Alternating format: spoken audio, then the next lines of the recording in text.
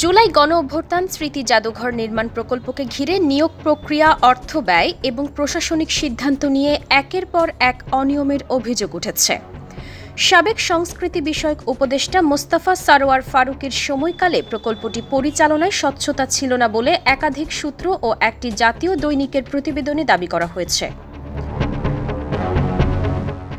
শত কোটি টাকার এই প্রকল্প এখনও পুরোপুরি শেষ হয়নি। গত বছরের আগস্টে উদ্বোধনের কথা থাকলেও এখনও নির্মাণ কাজ চলছে। এরই মধ্যে নিয়োগ প্রক্রিয়া শুরুর আগেই মৌখিক পরীক্ষা নেওয়া, গভীর রাত পর্যন্ত ভাইভা পরিচালনা এবং ব্যয়ের ক্ষেত্রে অস্বাভাবিক বিল তৈরির অভিযোগ সামনে এসেছে। প্রতিবেদনের তথ্য অনুযায়ী নিয়োগ বিজ্ঞপ্তি প্রকাশের আগেই ২৬শে জানুয়ারি থেকে জাতীয় জাদুঘরের বিভিন্ন স্থানে মৌখিক পরীক্ষা শুরু হয়। বিকেল থেকে রাত গভীর পর্যন্ত এসব ভাইভা চলে।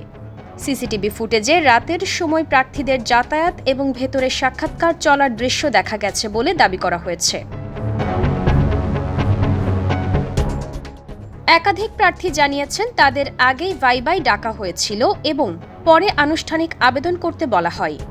তবে শেষ পর্যন্ত পুরো নিয়োগ প্রক্রিয়া এগোয়নি। কেউ কেউ আরও দাবি করেন চাকরি নিশ্চিত করতে টাকার কথাও বলা হয়েছিল, যদিও এসব অভিযোগ এখনও স্বাধীনভাবে যাচাই হয়নি। অন্যদিকে প্রকল্পের ব্যয় নিয়ে প্রশ্ন উঠেছে।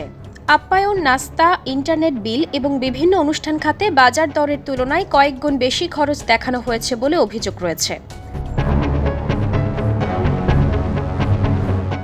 কিছু ক্ষেত্রে নির্দিষ্ট রেস্টুরেন্টের নাম ব্যবহার করে বড় অঙ্কের বিল তোলার কথাও প্রতিবেদনে বলা হয়েছে। একটি সূত্রের দাবি, নিয়োগ পরিকল্পনা শুরু থেকে নির্দিষ্ট একটি প্রক্রিয়ার মধ্যে নিয়ন্ত্রিত ছিল এবং পরে বিভিন্ন সময়ে পদ ও জনবল কাঠামো পরিবর্তন করা হয়।